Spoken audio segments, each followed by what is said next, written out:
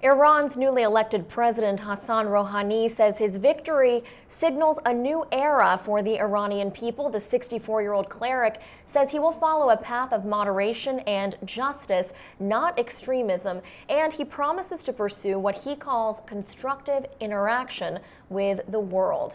Now, I am joined for more by Setareh Derakhshesh, Deputy Director of VOA's Persian News Network here in Washington.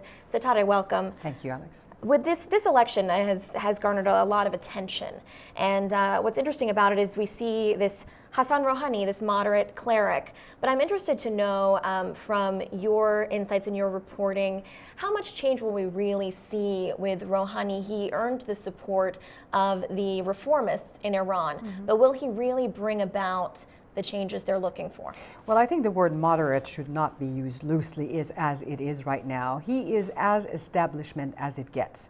If you look at his background, what he has done, his upbringing, he went to the Qom seminaries, which is for religious studies. He was a very, very close ally of the Grand Ayatollah Khamenei, who is the supreme leader. He has had very, very high position and post within the establishment.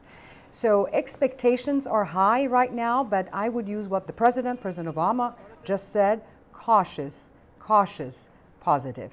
Mr. Rouhani had the support of reformists, and I think, if I may, just to explain it better, I can say that there are two school thoughts here. One that believes that the elections were orchestrated by the regime.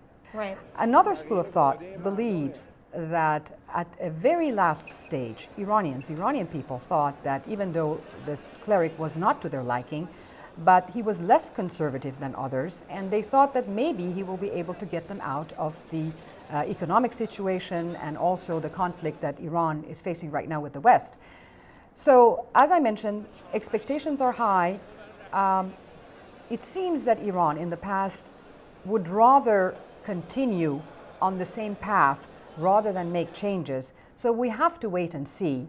I don't believe that the establishment, because there are competing centers of power in Iran, I don't believe that they will change their policy, but certainly there is a change of tone, there's a change of style, and we might have a change of approach. And in terms of Mr. Rouhani and his actual powers that he'll have in the post, I think it's important for our viewers who aren't familiar with Iran's political system to note that it's really the supreme leader who is in control of all the major policy decisions. So how much power will he actually have to influence the establishment? Well, an interesting thing is that all the past presidents, of course, except Ayatollah Khamenei, who's now the supreme leader, they have become part of the inside opposition. As I mentioned before, there are very, very complicated institutions. They are intertwined, but it is very clear in the Iranian constitution, in the Islamic Republic's constitution, that the person who has veto and who controls everything is the supreme leader. It's clear, it's very transparent, and I would compare the role of the presidency in Iran as more than of a prime minister. The last word, whether it's on the sanctions, whether it's on domestic issues, on the economy, whether it's the nuclear issue, it's always the Ayatollah. But I also would like to quote something from a memoir by a French ambassador, Ambassador François Nicoyou, who was the French ambassador to Iran from 2001 to 2005. He has a very interesting memoir, and he was very close to Mr. Rouhani. Apparently they had many, many dealings before, as Mr. Rouhani was one of the top negotiators. Mr. François Nicoyou, Ambassador Nicoyou, was saying that I am amazed by this wonderful relationship between Mr. Rouhani and the Grand Ayatollah.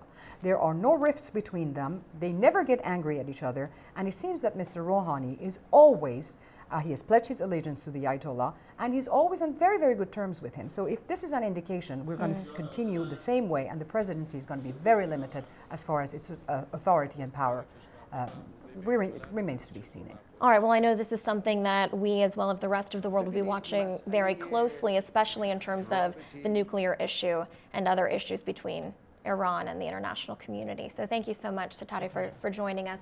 Again, Setareh Derakhshesh, Deputy Director of VOA's Persian News Network.